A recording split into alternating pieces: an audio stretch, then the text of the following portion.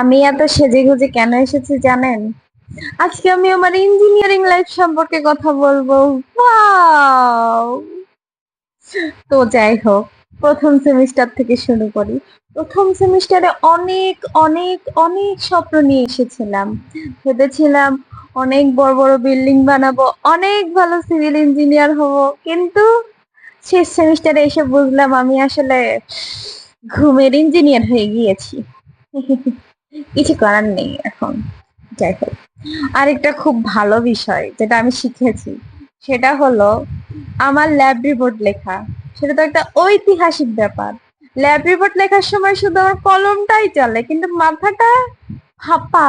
আমি কিছুই জানি না ল্যাব রিপোর্ট আমি কি লিখেছি না লিখেছি। আর তারপর স্যার যদি কোনো কিছু বলে, স্যার হোমওয়ার্ক করে নিয়ে আসবো, কিন্তু সেই হোমওয়ার্কটা আর কোনোদিনও করা হয় না। আর ভাইবার কথা কি বা বলবো, যাই প্রশ্ন করে, sorry sir, sorry sir, sorry sir.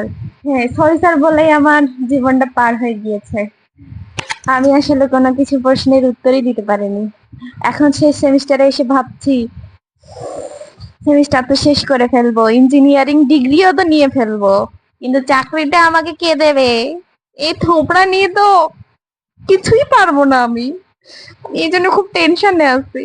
দেখেন চোখে নিচে কালো দাগ হয়ে গিয়েছি ইঞ্জিনিয়ারিং পড়তে পড়তে।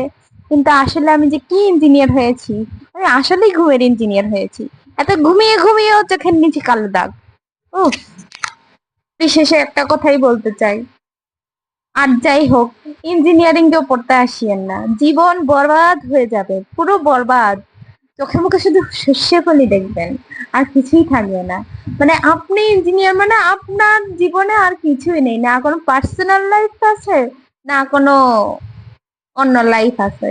আর যদি কোনো ভাবে কোনো টিচারের নজরে পড়ে যান, তাহলে শেষ, আপনার রেজাল্ট ভালো আশাই করবেন না।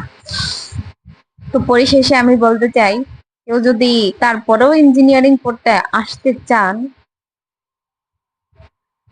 মাথায় সেই পরিমাণ প্রেশার নিতে পারবেন সেভাবেই আসিয়েন। যাই হোক, টাটা, বাই বাই।